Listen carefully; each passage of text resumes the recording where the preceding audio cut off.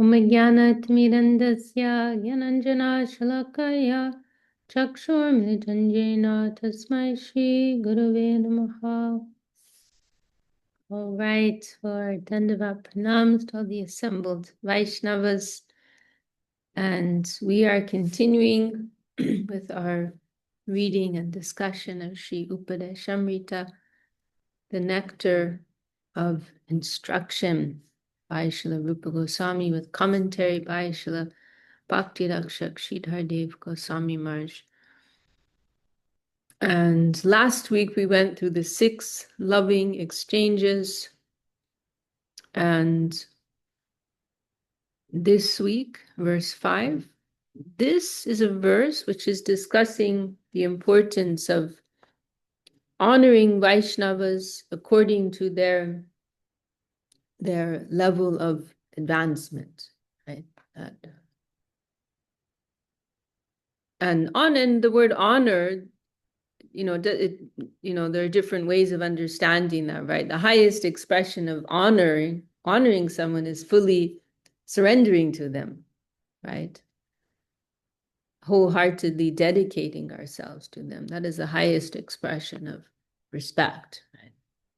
And so that kind of honor, of course, is due to a Vaishnava of the highest level.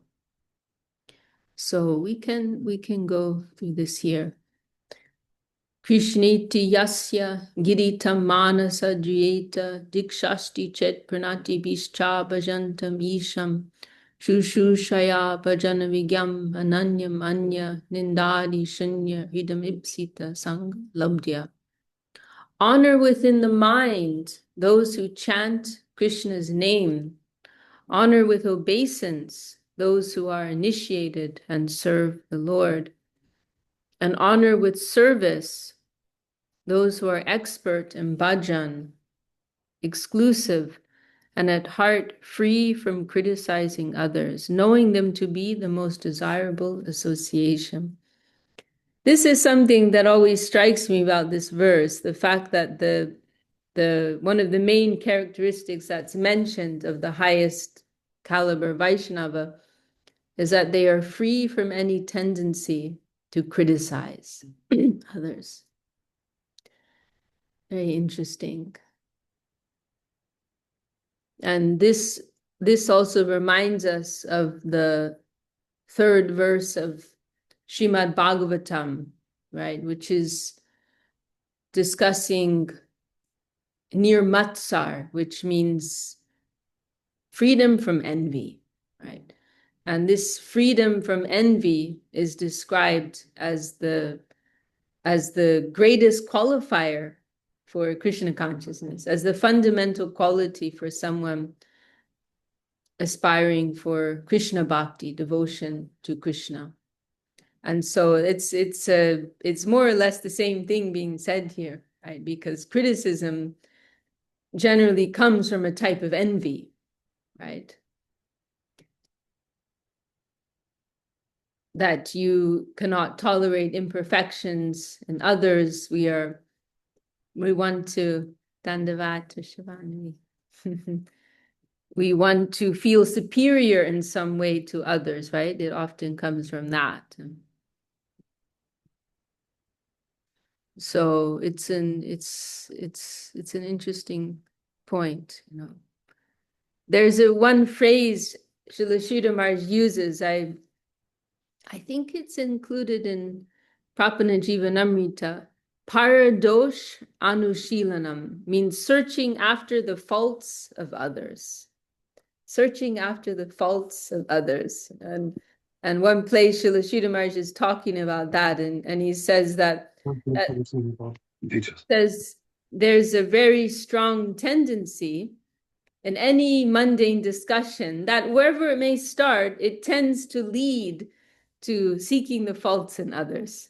It tends to end up there, and at least if I analyze myself, my own mundane conversations, I feel that I observe that, there's a strong leaning, the mind, it's just, I think, the nature of the mind, right? Wanting to nitpick, wanting to we're finite. The mind likes to deal with limitation and the finite, this very limited sphere. Like our Gurudev liked to quote this Bengali expression that an ant may enter a temple of jewels and they're looking for the hole. Right? They're looking for the hole in there. They're in a beautiful temple of jewels and they're looking for the hole. This is the nature of the mind, right? The material mind, material consciousness. So the mundane consciousness, it has this tendency to look for limitation, look for fault, right? Look for smallness, you can say, and to criticize others, to limit. Criticism is a type, it's like placing limits on someone, right? It's placing limitations on someone. Because who they are today, it's not who they may be tomorrow, right? It's a very limited way of observing someone. And envy is also a part of that. So the Param Vaishnava, the exalted Vaishnava, they're only seeing goodness everywhere. They have no desire to see bad in others, and they have no tendency to see bad in others. And this is to the extent, right, that we hear Srila Sridhar Maharaj explains that the highest level Vaishnava, in order to act as guru in this world, they will come down to the middle level, Madhyam Adhikar, right? So the Uttam, Srila Sridhar Maharaj explains, the Uttam Adhikar Vaishnava, the highest level Vaishnava, they will come down to the Madhyam level, middle class level, within which there is the capacity to discern and make analysis, what is right and wrong, what is good, what is bad, and so on. But the highest level Vaishnava, they're just seeing goodness everywhere. You could say they have no capacity even to see wrong anywhere, to see bad anywhere. Everything is good, everything is perfect. And so if they want to instruct others in this world, they have to descend to a lower level of consciousness, because otherwise they won't be able to give instruction. They won't be able to instruct others in how to advance from their relative position in this world. So it's a very nice meditation.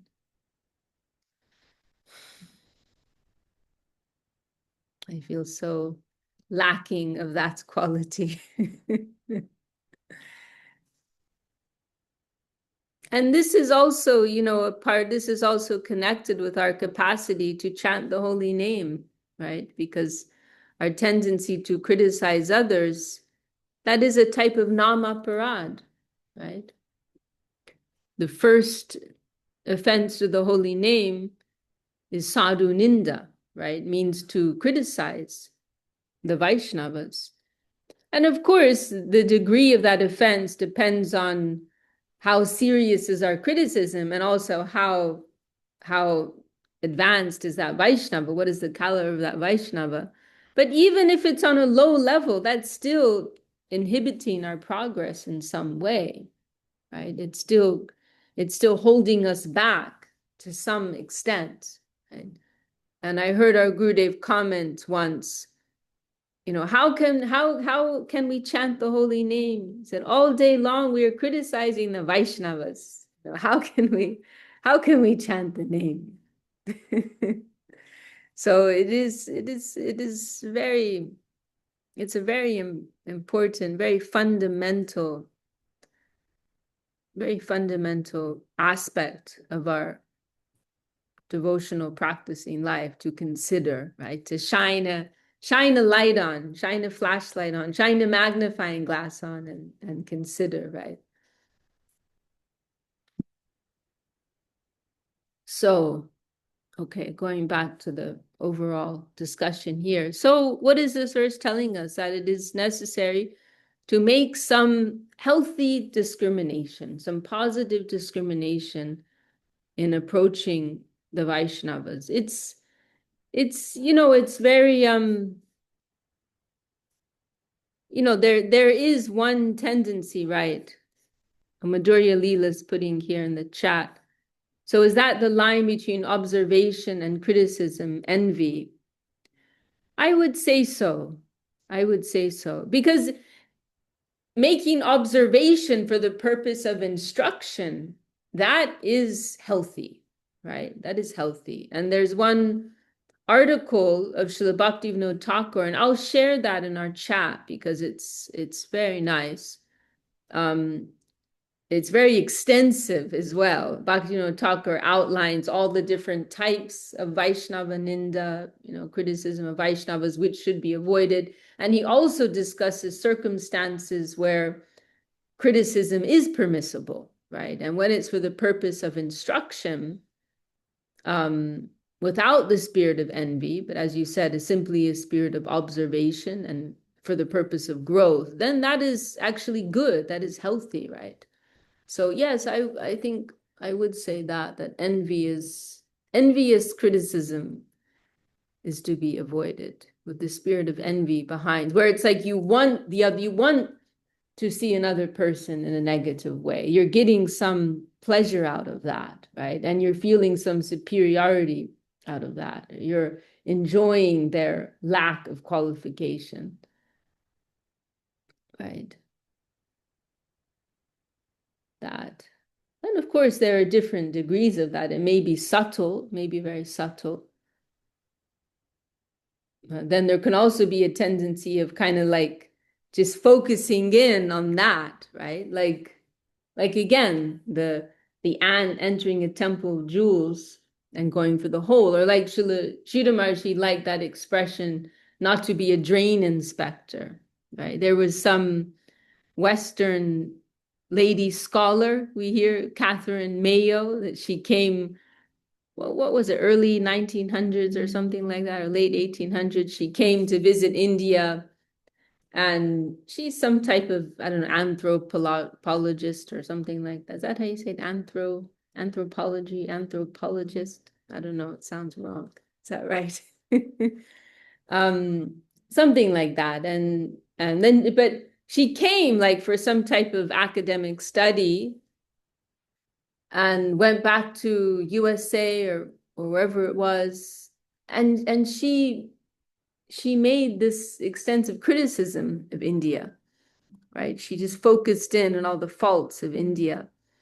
And oh, it must have been in the time of Gandhi, because I think it was Gandhi who remarked, but it could have been someone else. Anyway, some prominent Indian figure, hearing the criticism that she had made, said, she came to India. India is full of so much wealth, so much spiritual wealth, cultural wealth. There's so much to be gained here, but she was just a drain inspector. She just came and analyzed like the dirtiest part, the darkest part of India. But there's so much wealth to be gained here, right? And Srila Śrī Maharaj liked that expression very much, and he repeated it many times, So similarly, we can look at someone who's full of so many good qualities, and we're just focusing in on their faults, focusing in on the spots, right? There's a brilliant, glowing white sheet with a few dark spots on it, and we're just focusing in on the spots, right? I like one comment one of our devotees in London, Ram Sundar Prabhu, made. He said that someone is human when they add a but. Like we always have to throw the buts in there. Like we always like sometimes we may actually be praising someone, but then at the end it's like we got to throw in that but. We can't let it just ends with appreciating their good qualities, but it's like we have to throw in the but, at least I know I'm guilty of that, We're not comfortable with just letting it be. Like they have this wonderful quality, that wonderful quality. We can't just let that be, But we have to have the but. And yes, they're so good at doing this and that, but they don't take care of their kids properly, or but this or but that. Like we just got to get that in. We got to get that in. And it's interesting because it's something that I notice in our human discussion.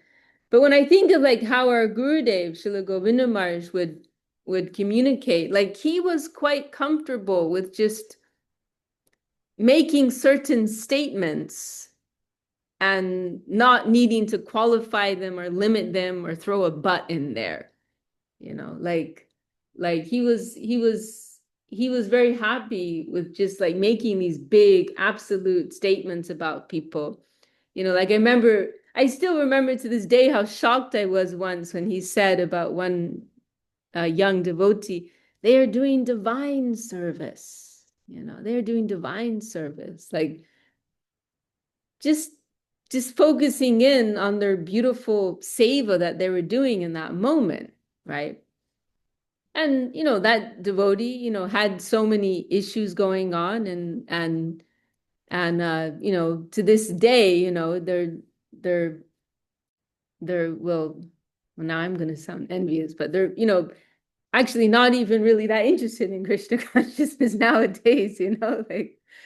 But in that moment, it was like Srila Gurudev was just appreciating this one seva that they were doing and just happily zooming in on that and appreciating that and encouraging them also, right? That's another thing, that by focusing in on the positive aspect of someone, you're giving space for that to grow. But when you have this very like narrow view of someone, where is there room for them? Where is there space for them? How are they going to feel safe even, like to show their beauty, right? To grow, to step into their beauty and their bright higher self, right? So it's interesting when I think of Gurudev, because like for me, even it's hard for me to make these kind of statements. I always feel like I need to qualify. My mother, Divya Sharididi, I like one thing she said too, like we always have a need to qualify and quantify, right? This is actually Maya, right? What Srila Gurudev has explained, one meaning of Maya is measurement. Interesting point, measurement. We always want to limit, qualify, and quantify, right? But that's the difference between us and a Paramahamsa Vaishnava, right? They're very expansive.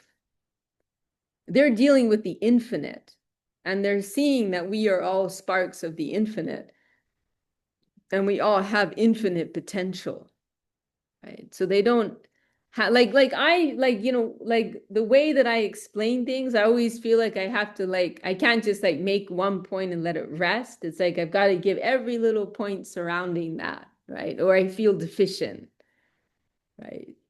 It's a human trait, right? It's a human trait. It's a mental trait, actually. So just looking here at Marie's quote. Yeah, I think we're discussing that. Welcome, Somya Sham, Vijay Nanda Prabhu, tuning in from Ireland, Sulalita in Turkey, and Nazar in Ukraine. Happy you're all here. So going back to our verse here, Dandavat. So yes, it's a it is something. This is what I want to say. Like there can be some difficulty in accepting that there is some gradation, right? Because I think particularly nowadays, because there's been so much corruption in spiritual religious institutions, there's a kind of ickiness, there's a discomfort sometimes in acknowledging different levels of advancement, right? And there's kind of there can be more of a comfortable feeling with, we're all one, right? And we treat everyone as one, right? There's like a kind of safeness in feeling that. And I think that's because there has been so much exploitation and corruption in hierarchical structures within religious institutions, right? But this is the thing, there is a positive expression of hierarchy, right? How? In a world that's based on dedication, in a world that is based on competition in dedication, right? Everyone competing to give more and take less. Everyone competing to give position to others and take none for themselves. And whoever is the most successful in doing that is more advanced. It's like the opposite, right? So in that type of realm, a hierarchy works, right? And it's a beautiful thing, and it's a wonderful thing. Competition of dedication rather than exploitation, competing not to take more, but to give more. And this is also, just like a realistic, what's being discussed in this verse is a realistic assessment, right? That we want to gain something substantial and progress in our spiritual lives. And in order to do so, we need to connect with those who have something substantial, right? And naturally, there is gradation. That is everywhere, in everything, in all aspects of life. And another factor here is that we have to consider what's beneficial for others, right? Because, for example, if we give too much honor to someone who's not ready for that, or who's at a very, beginner level of understanding, that can be confusing for them. That can bolster their ego, at an unhealthy level.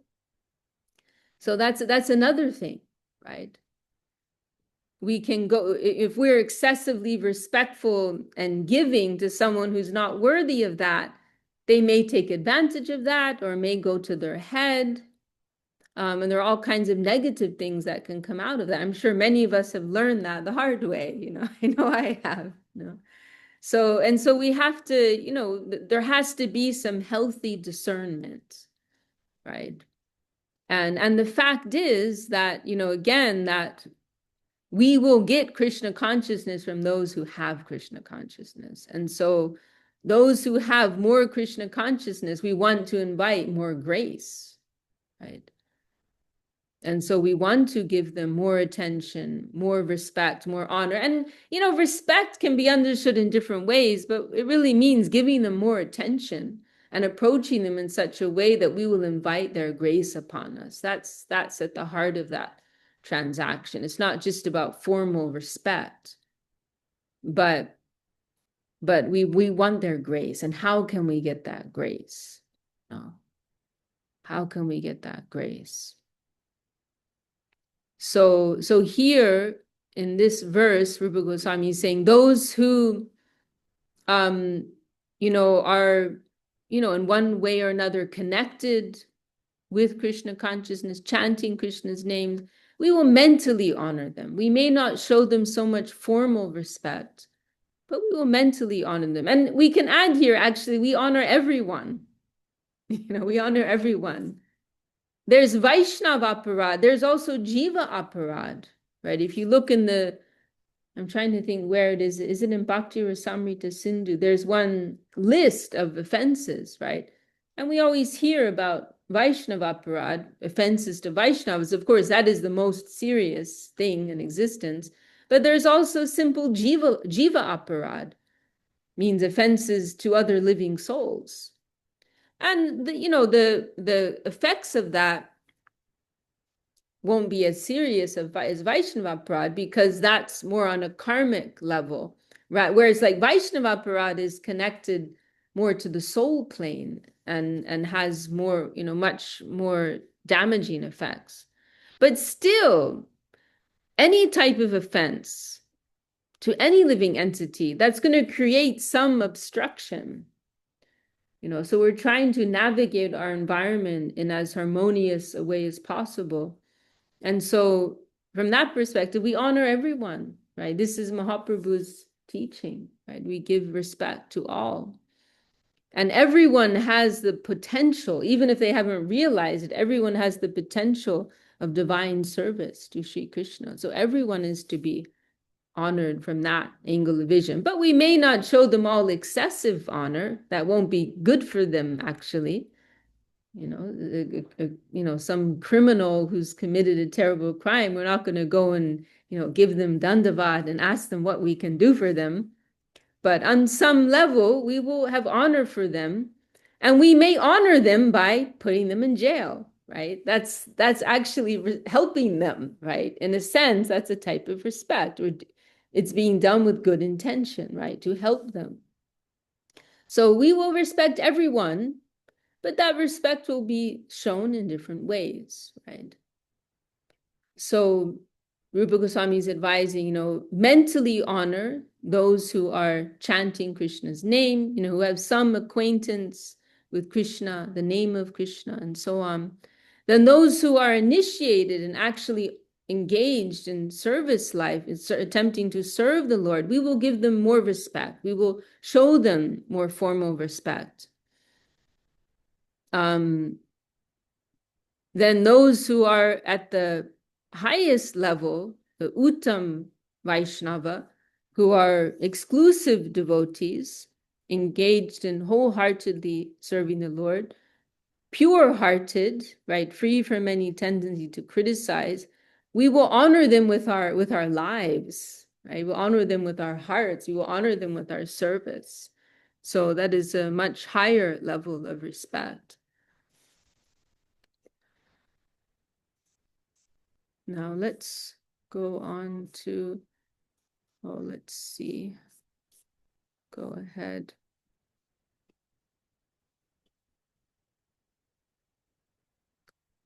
To Srila Sridhar Maharaj's commentary.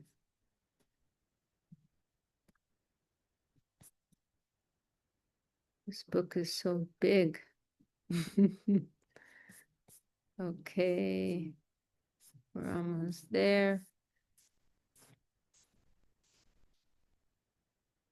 And I can also add here, in Prapanajivanamrita, there's some nice discussion of these verses too, which is probably included in this book as well, coming from Bhaktivinoda Thakur, or maybe Saraswati Thakur, actually.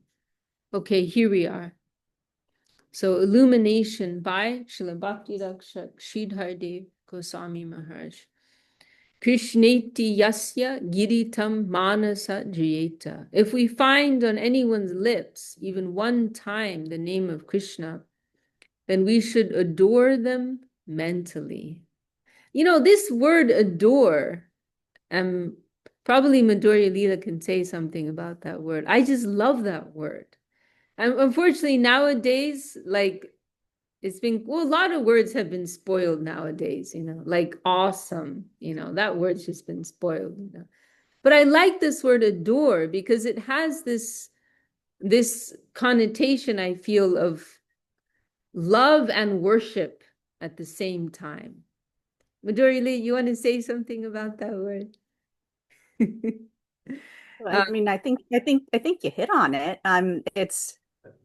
It's also got a connotation of passive of waiting, Hmm. um, of making space for your love for the person that you're adoring, Hmm. and being at peace with that. It's Hmm. less of an active one. Hmm. Hmm. Hmm. Very nice. I think in maybe in Spanish they still use that word with kind of more of a reverential feeling. I believe, like when they refer to like Jesus or Mary, they may use that word. I could be wrong, but I seem to remember hearing that. It's it's all over. It's all over the Advent and Christmastide hymns. Okay, Uh, so they use that yeah, in Christian expression a yeah, lot. yeah. Okay, okay. I like that word very much because, like when we say worship, there's something, That's like too that's so formal. broad. Hmm. Hmm. Yeah. Yeah. Adoration is a bit more intimate, a bit more private. It doesn't have to be in private, but it's more of a personal experience. Hmm.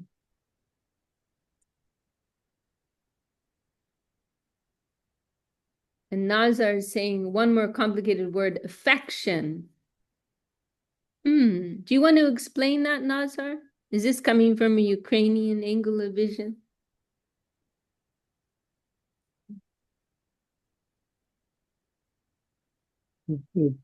Just don't have proper translation. Okay. That's why it's very important, because love and affection. Yes. But it's hard to explain what is affection. Well, and it's tricky in English because we don't have enough words for that concept group. I mean, like even when I'm preaching, I end up like going back to the Greek so I can get at least 3 different kinds of love in the discussion because Uh-huh. you know, and I tried at one point. I had a dress, it's worn out now, that it was a print of the word love in a whole bunch of different languages. And I tried to look up love in Sanskrit so I could find it on the dress, but there were too many words for love in Sanskrit for me to figure it out. So yeah, it's Interesting. difficult because like affection can mean anything from, you know, you kind of have a sort of a bond with your dog, with your neighbor's dog, to like romantic love, to like the way you feel about God. It's too broad. And Right. that's the whole group of words in English that describe devotion, affection, love, that they're all too broad. They all mean slightly different things, but like they're big circles overlapping. So it's very confusing. I remember in Hungary, in Hungarian, I was told they have specific words that you use like for human love and for love for God. You know, like they're very specific terminology for that. Yeah, it's interesting. In every language and every culture, they have a different way of expressing these things. So yeah, it will make translation very complicated. But that's a And problem with English, not a problem Oops. with Nazar's understanding. Right. Right. Was someone saying something just now? Someone else? Was that Ganga? It was me. It was me. I was saying that growing up in Germany, it's highly uncommon that Germans will walk around go like, I love this t-shirt and I love your hair and I love, because I live in California and they love just like the coffee, the straw, you know what I mean, and Yeah, you've it's an been here. American thing, isn't it? Yeah, so it's not only the actual Mm. word and meaning, but how in culture it is actually put to use. Like a German will not say maybe for years in a relationship to the person they love that they love them. And when they actually do, it's like it means actually pretty much also that it's almost like you want to marry them.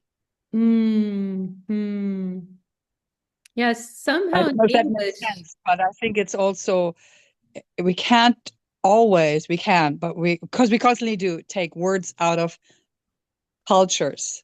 But in a way, we have to consider that there is a background to a word. Interesting.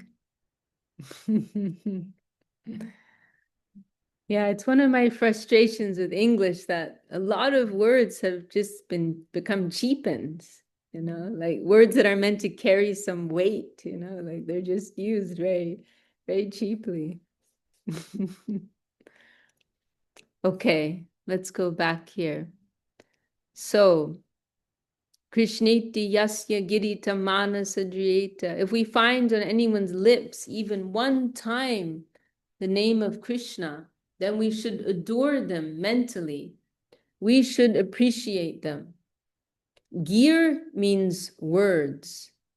If we find that in the midst of pronouncing so many words, someone is chanting the name of Krishna, then we may adore them. Srila Bhaktivinoda Thakur, however, gives a very important commentary here. Sangha dosha shunya dikshadi dikshita jadi tava nama gai manase adar koribota hare jani nija janatai. If you find the name of Krishna on anyone's lips, then even if they do not yet have a proper course, admission into the proper line through a proper agent, diksha, initiation, you can appreciate them as they may soon come to that stage. But sangha dosha shunya, they must be free from bad company. Only if they do not keep any bad association can you appreciate them, and can you mentally have some sympathy for them without physically adoring them. If they are directly in bad company as they take the name, then our attitude should be of the opposite nature. If someone is connected with any bad company whom we know to engage in malpractices and have wrong desires in an organized way, then we won't care for their taking the name. Of course, the names Nitai, Gaur, and so on are all well and good, but when they are chanted by those involved in serious misconception, then we do not care to hear that. We should try to avoid such persons, and mentally we should not adore them. Dikshashti chet pranati bischa. When one is connected with the higher Vaishnava chain, we shall bow down our head to them, and not otherwise. We will bow down to someone only when they are dikshita, accepted by the agent of the Lord. Diksha means connection with the Sad Guru. When one has diksha, real connection with Krishna, acceptance from the real devotional party of Krishna, then we shall bow down to them. Such a person has the name in their ear and heart. The divine name has been distributed to them. Krishna has accepted them as his devotee through his real agent. So we will bow down to them because the seed has come into their heart. Krishna has descended to the temple of their heart to capture it. So we will show respect for that by bowing our head to them. We will show honor to them, not only mentally, but physically also. Vajantam misham shushushaya vajana vigam ananyam.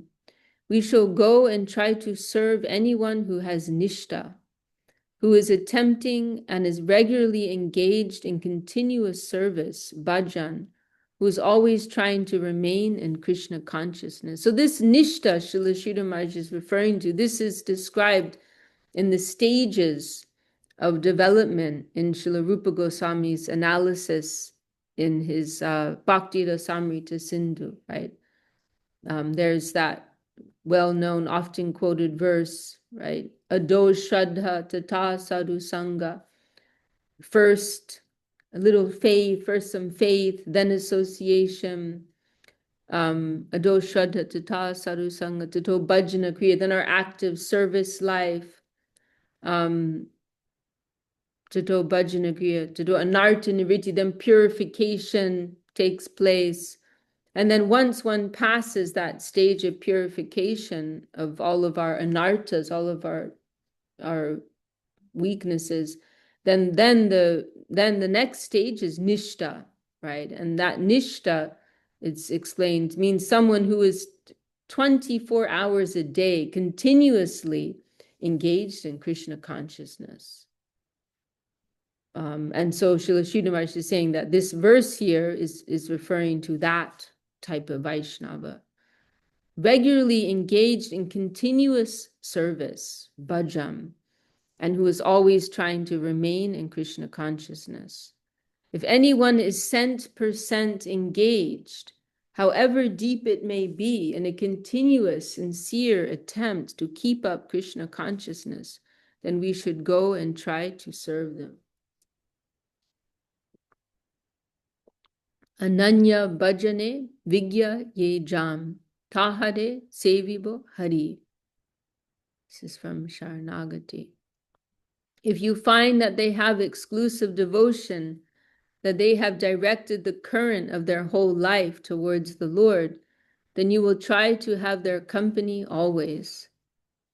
To fulfill your own purpose, you should try to mix with those whose service is without any gap. and whose connection with the divinity is incessant. Anya nindadi shunya hridam ipsita sangha labdya. If we get the fortune of meeting the highest type of devotee who does not care for the good or bad of this world and is always fully, deeply engaged in the name of Krishna and drinking the name's nectar, then we should try to satisfy them by giving everything we have, whatever is possible for us. With our utmost energy, we should try to serve them. We should do anything and everything for them if we find that they are completely devoted and merged in the taste of the sweetness of the Lord's name and his Leela. When we come across such a devotee, then we shall be prepared to do anything for their rare, valuable company. In them, there is no exertion to dismiss this world of matter because they have no connection with it. That's a very nice meditation, isn't it? There's no question of trying to become free from material attachment because they don't even have any concept of that, They're so absorbed in that higher, sweet, blissful plane. And this is why Harikatha is so important, why hearing about the Lord's Leela and the pastimes of the Lord's devotees is so important, because it just gives us perspective. Oh, that's the real world, right? Whatever is going on in this plane, in the world of karma, action and reaction, it's all, that's going on. That's the real world, right? And we get some perspective, right? When we read Chaitanya Charitamrita, we hear Mahaprabhu's pastimes, we hear of the pastimes of our gurus, then we get some real perspective on life, positive life, right? Positive, meaningful, eternal life. Then suddenly everything is in perspective.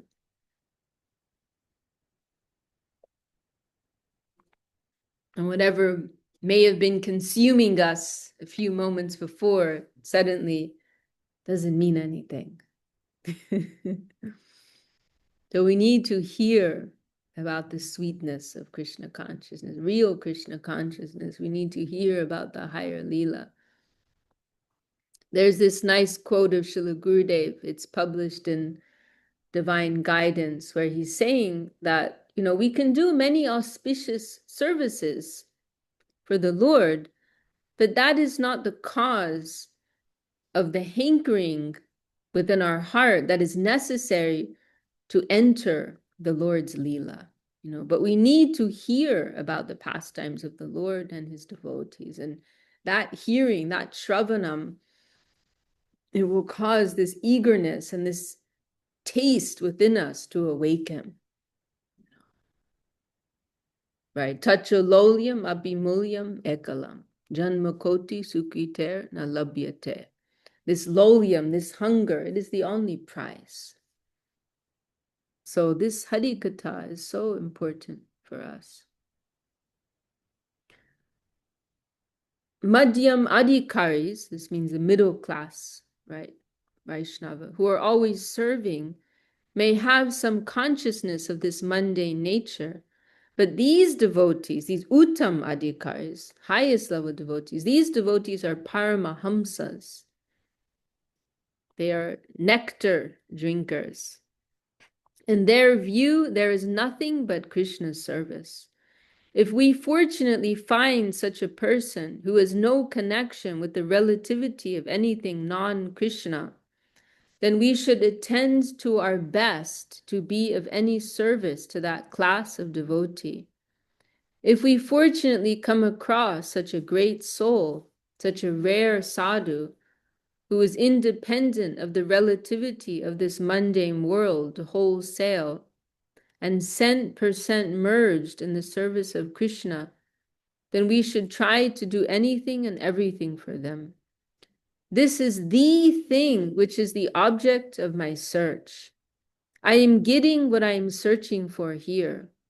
It is very rare to be found, but somehow I have found this once in my life here. With such an intensity of earnestness, we will throw ourselves into the service of these souls. This is the general idea that was given by Sriman Mahaprabhu to Srila Rupa Goswami. And Srila Rupa Goswami has given it to us in the form of this Sanskrit verse. Right, because originally, remember, Mahaprabhu and Rupa Goswami had their meeting in Prayag, 10-day meeting. And then later, Mahaprabhu had 2-month meeting with Sanatana Goswami. And in those meetings, Mahaprabhu is essentially giving the outline of the books that he wants them to write, right? And so all these topics were discussed, and then Rupa Goswami is elaborating on them and putting them in writing. Going back to our text here. When the people of Kulinagram approached Sriman Mahaprabhu and asked, "Whom should I understand to be a Vaishnava?" Mahaprabhu first answered, "If you find a single name of Krishna on the lips of someone, you may take them to be a Vaishnava." Yes, this is described in Chaitanya Charitamrita, right? 3 times, I think it was, right? These, over the course of 3 years, I believe, these devotees from this village, they came to Mahaprabhu and asked, "Who is a Vaishnava?" And Mahaprabhu gave 3 different levels of answers each time that they asked. So his first answer, Mahaprabhu first answered, "If you find a single name of Krishna on the lips of someone, you may take them to be a Vaishnava." So someone who has once chanted the name of Krishna. When the same question was put to him again, Mahaprabhu replied, "When you find that someone is taking the name of Krishna incessantly, you should know them to be a real devotee and try to serve them." So who is constantly taking the name? When he was asked for the 3rd time, he said, "If you find anyone by whose sight you feel inspired to take the name of Krishna, then you should know them to be the highest type of devotee of Krishna." So who's so potent in their connection with the name that just by seeing them, you feel inspired to take the name. Right? And we can think of great Vaishnavas, right? Like Swami Maharaj Prabhupada, who spread the holy name of Krishna all over the world, right? You know, like our gurus, Srila Govinda Maharaj, Srila Sridhar Maharaj, who are similarly giving so much inspiration to others to take the name of Krishna. So their taking of the name is so potent that just their presence, their words, will inspire others to take the name of Krishna. And Gurudev, he made some joke, you know, that the Western devotees, you know, they've all become Uttam Adhikar Vaishnavas because, you know, when Westerners come to India wearing their Hare Krishna clothes, and all the Indians say Hare Krishna or Hare Rama, right? So just by seeing us, the Indian people are taking the holy name, you know. So Gurudev, he joked like that, you know.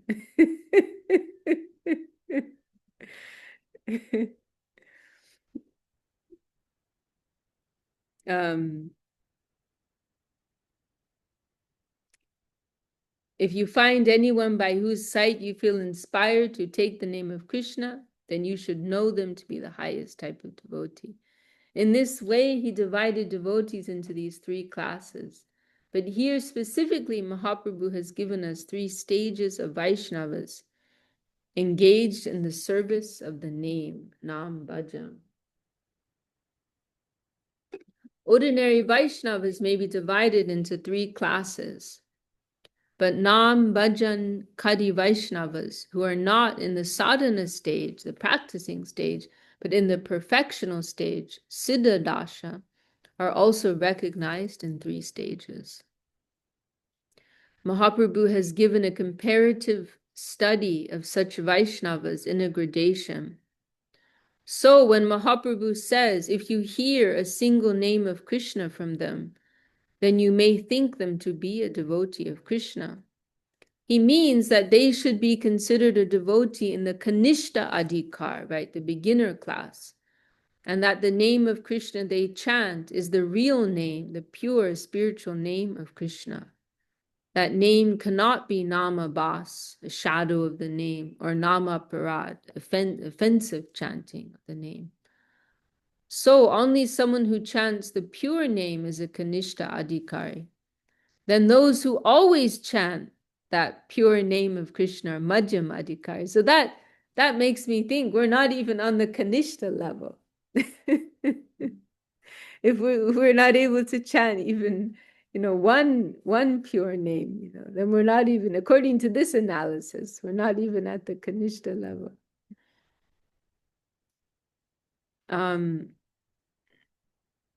Further, if fortunately we find any Vaishnava of such nature,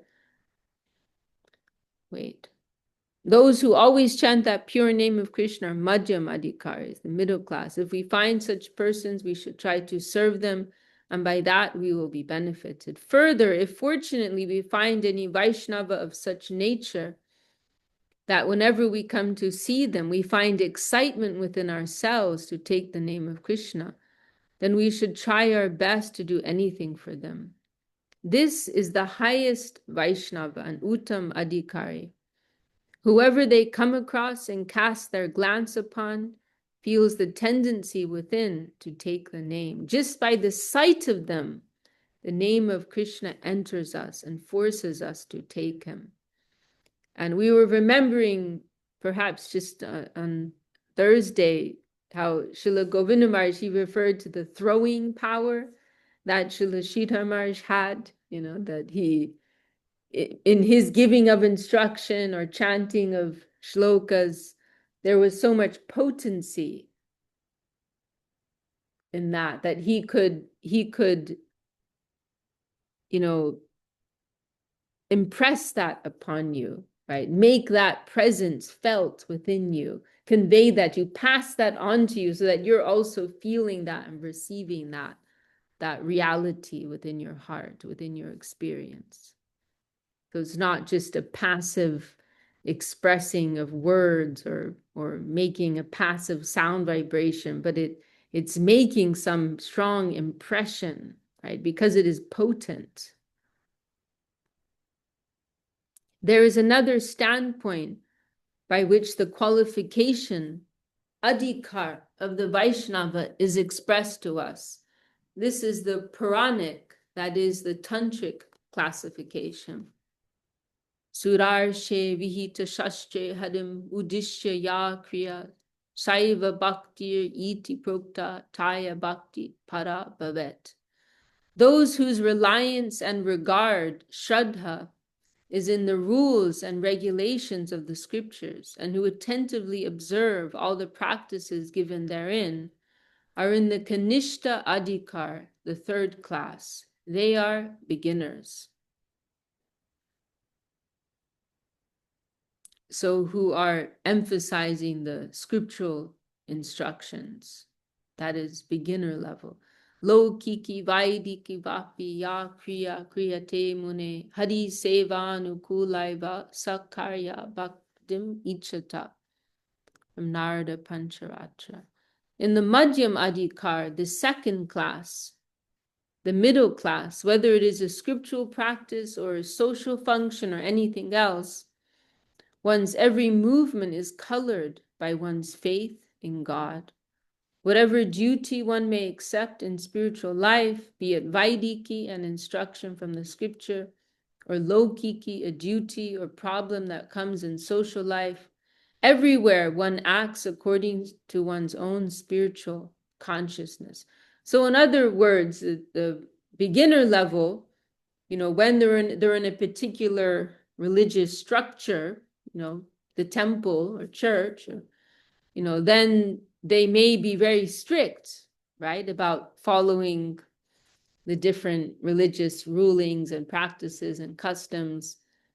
But their faith is not deep enough so that when they're outside of that social structure, their behavior is still influenced, right, by their faith, by their, their inner realization, feeling, faith is not deep enough so that it's permeating all aspects of their life, right? But in particular social religious context, then they may be very strict, right?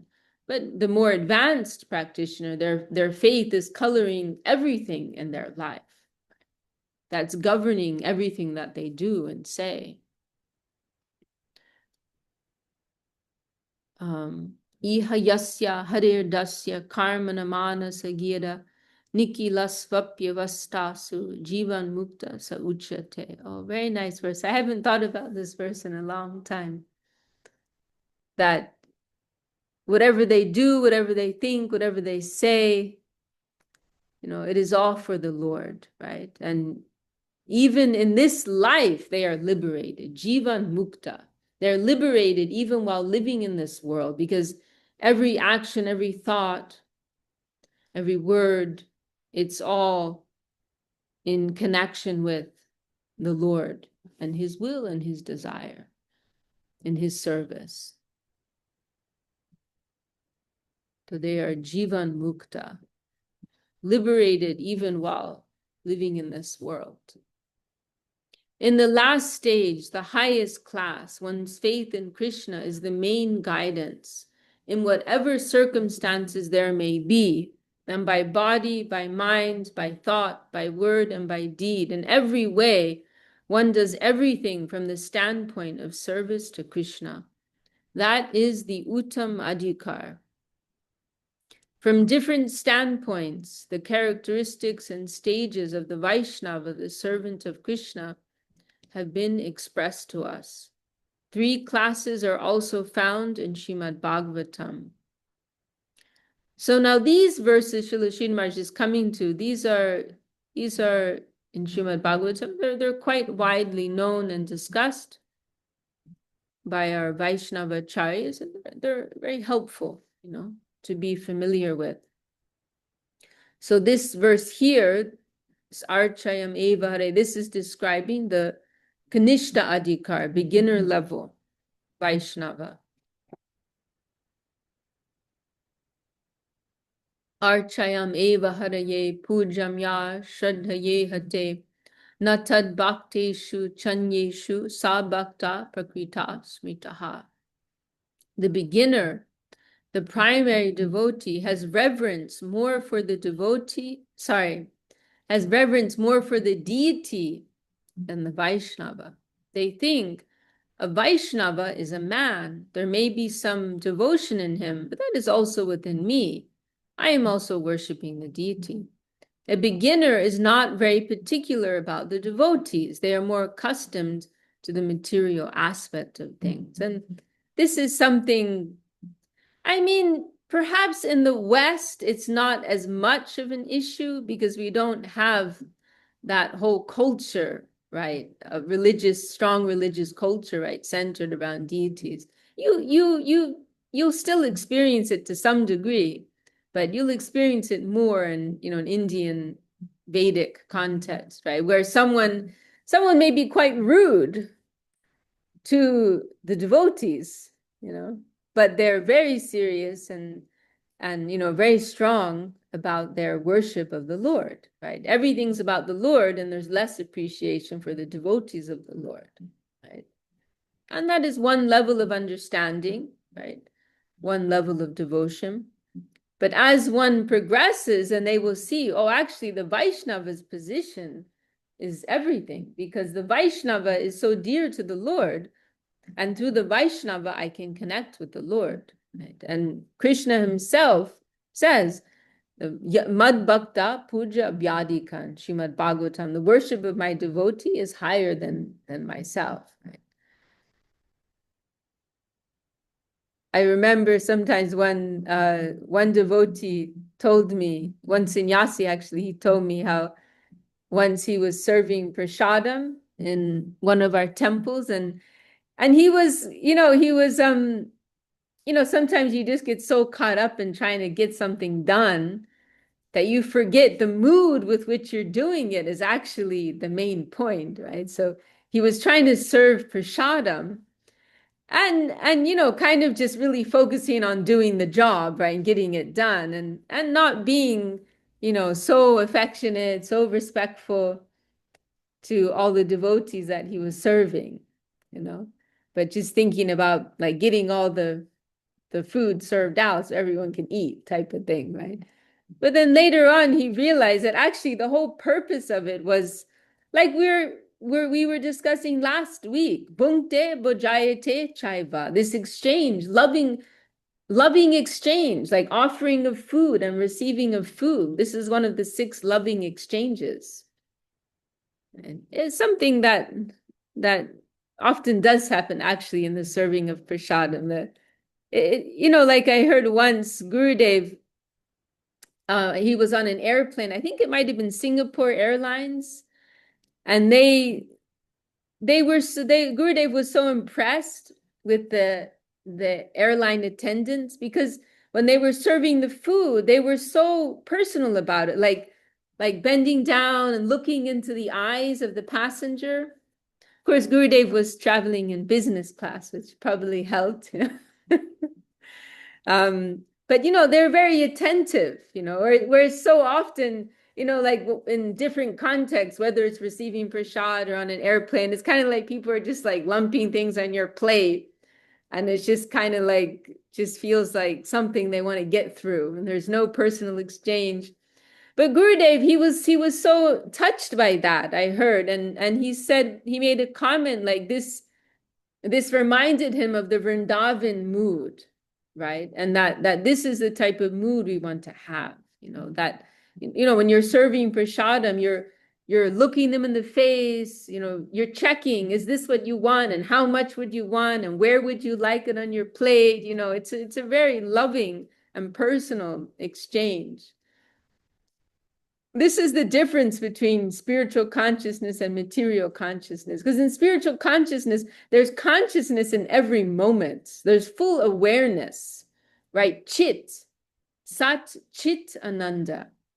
These are the 3 aspects of the soul, right? Consciousness, joy, and eternity, right? So to be conscious, to be aware in every moment, in every instant, this is a symptom of awakened consciousness, of spiritual consciousness, not just, blazing through things, getting things done, but there's full awareness and presence in every moment. This is one thing that was so powerful about Srila Govinda Maharaj's presence, that he was so present. He was present in every moment, and we could feel that. There was a weightiness to that. There was a heaviness to that. That is what guru means. The Sanskrit word guru means heavy, because they're heavy in their presence, and they're fixed in absolute truth, and they're fully aware and fully present in every moment and every instant. So there's a weightiness to that. There's a heaviness to that. Well, we're just at the end of our time. Let's see. We can maybe, I don't know. What do you think? Should we go through to the end of this, or pause? Yes. Yeah, okay. Let's do it.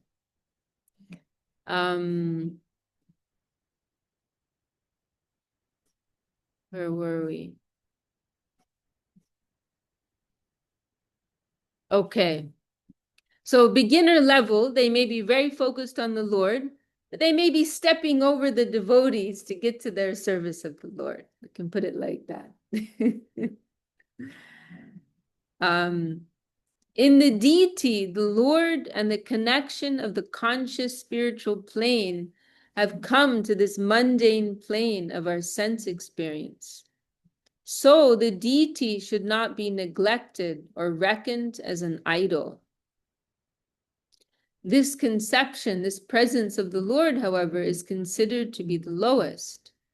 The deity is a presence of the Lord, but in a gross way. When we can trace the existence of the Lord in the heart of the devotees, our position becomes higher. We move to a nearer realization of Godhead. A devotee has been captured by a particular idea. The God idea has captured them, and they are acting according to that.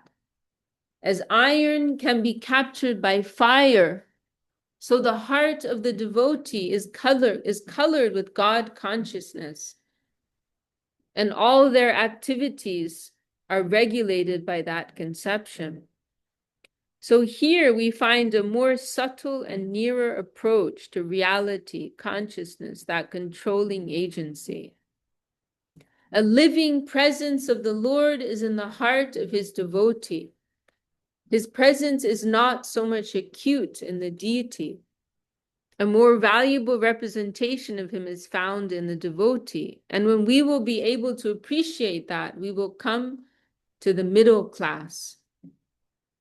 When we do not learn to appreciate the presence of the Lord in the heart of the devotee, and our appreciation is confined only to symbols connected with God, then we are in the lowest class.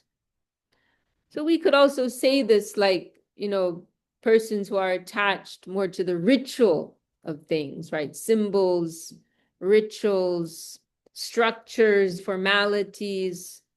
This, of course, has some value, but it's an elementary understanding of what spirituality is, what religion is. But when we develop a more living conception of what divinity is, then we will come to realize the importance of the Vaishnava, right? Who has God living in their heart. And this reminds me, and I can't remember, we discussed this in one of our recent meetings, but maybe I was talking about in just our last meeting. I'm sorry if I'm repeating myself, but we hear of this occasion when Śrī Śrī Maharaj, it was before he took initiation, and he was just visiting the Gaudiya Math, and there was some incident.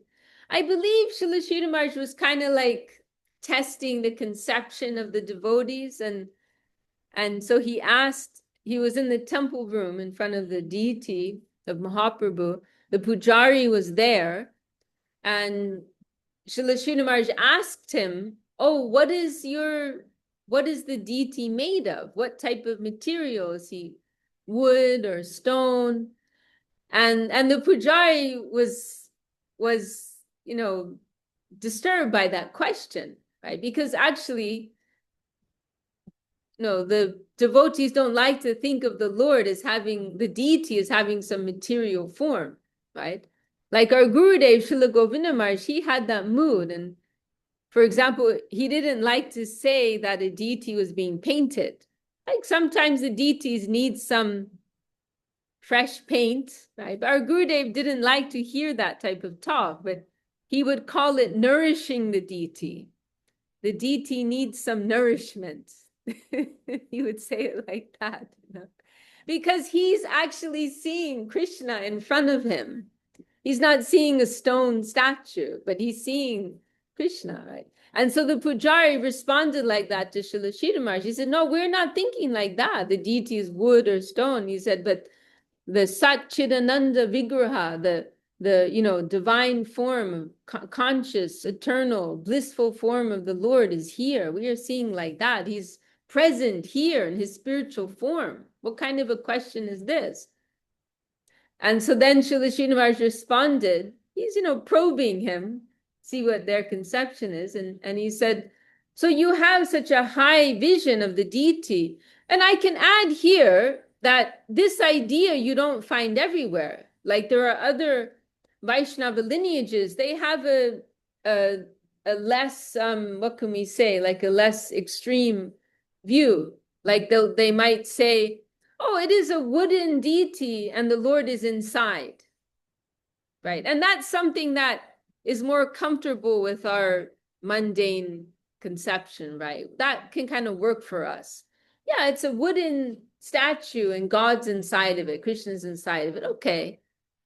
But no, the view of our acharyas, this has been discussed by, I don't remember if it's Jiva Goswami, but there are other acharyas who've discussed this point, that this is our view, that the deity is Krishna's direct spiritual presence, and we don't consider it is a superficial thing to see their wooden or stone form or whatever. That is the siddhanta that is given by our acharyas. That's the philosophical conclusion given by the acharyas, which doesn't fit so well with our mundane, mindset.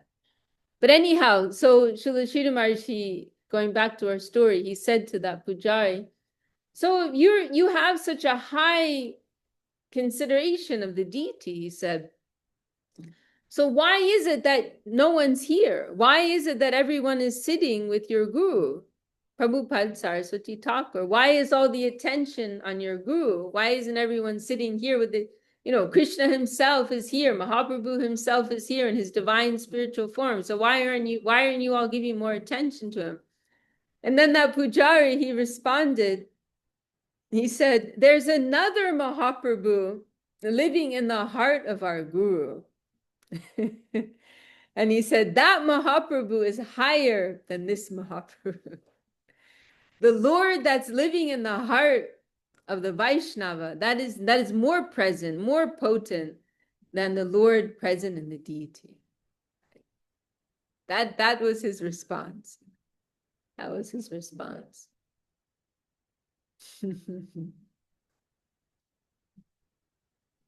And one way we can appreciate that is that the deity we cannot have communication with, right? Of course, there are different ways in which we can appreciate this. The fact that the devotee is so beloved to the Lord, but also in a practical sense, we cannot interact with the deity at our level of development.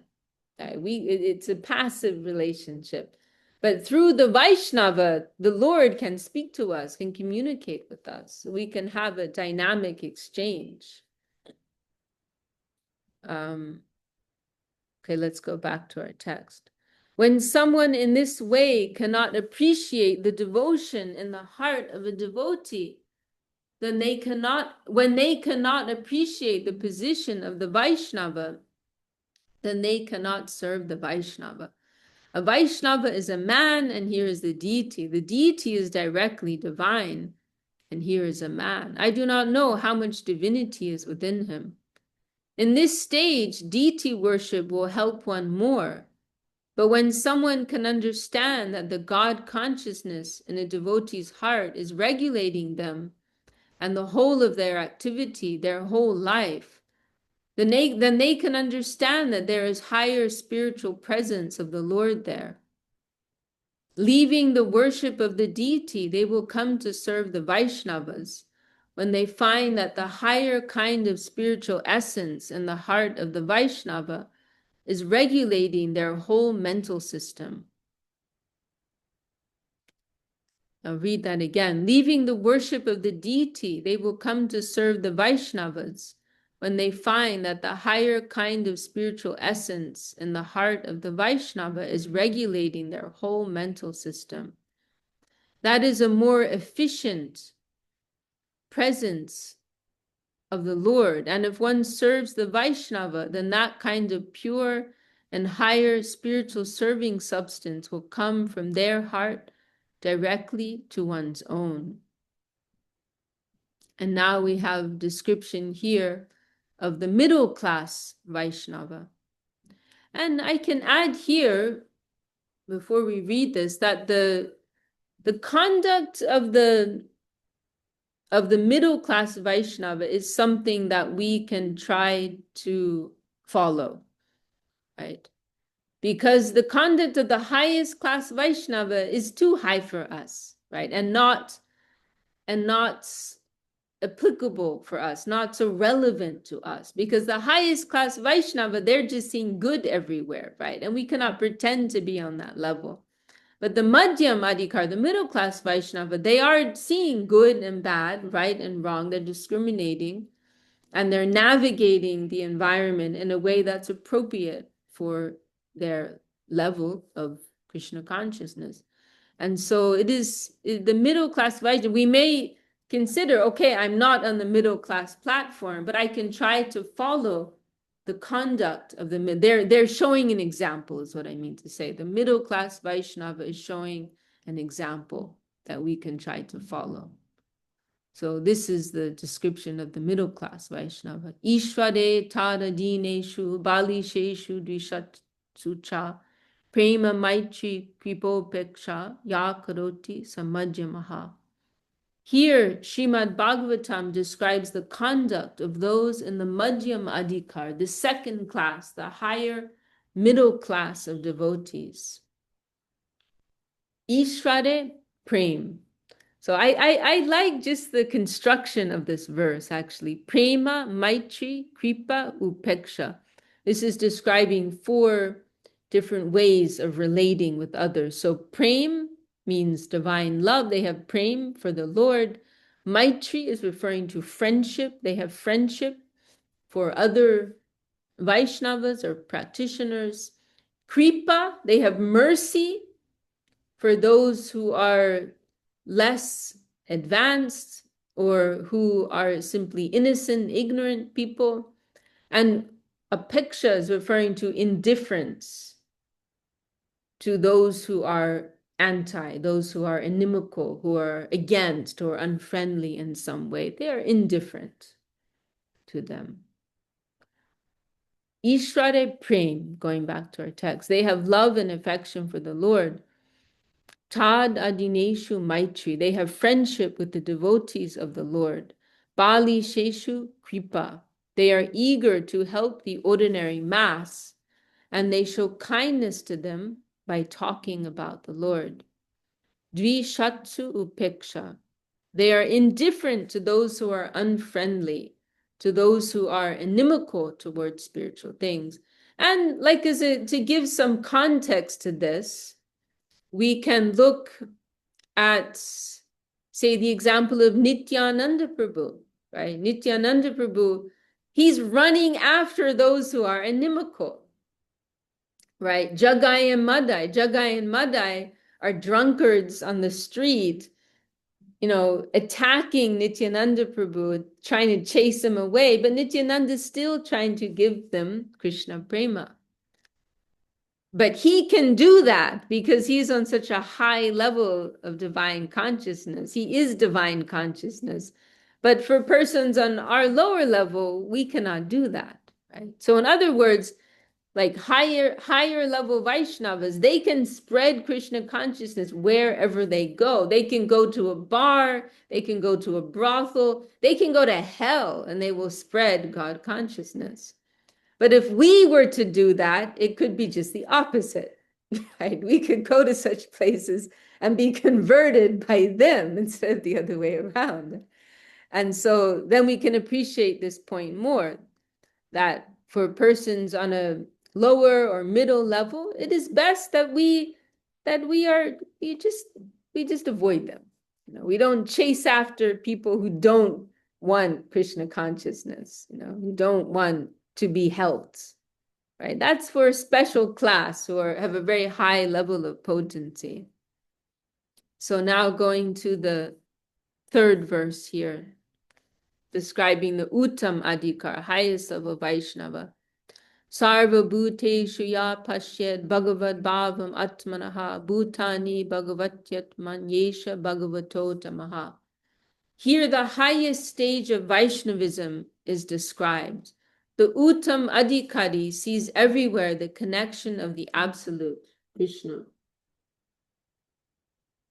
For such a person, there is no room to request anyone to become a devotee.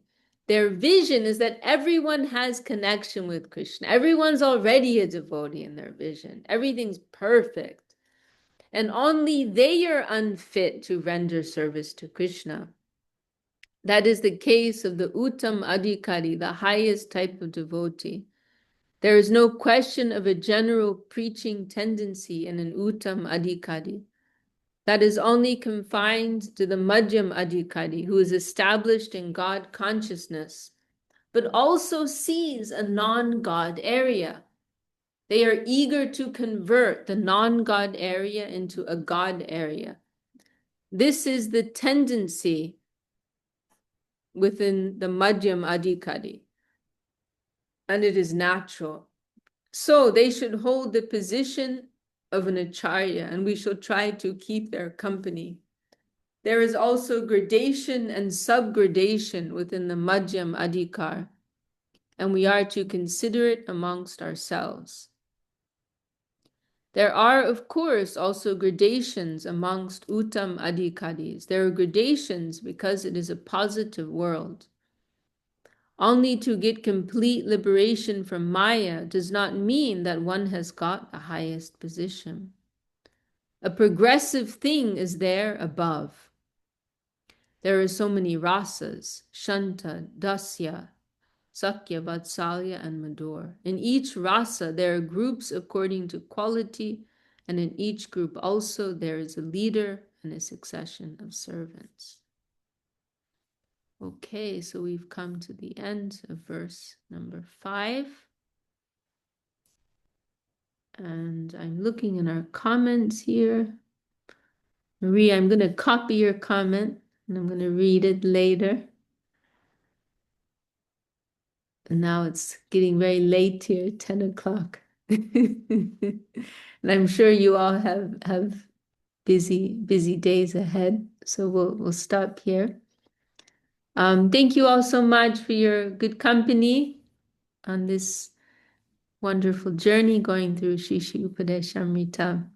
And we'll continue our discussion. Anyone have any last words they want to add before we close for today?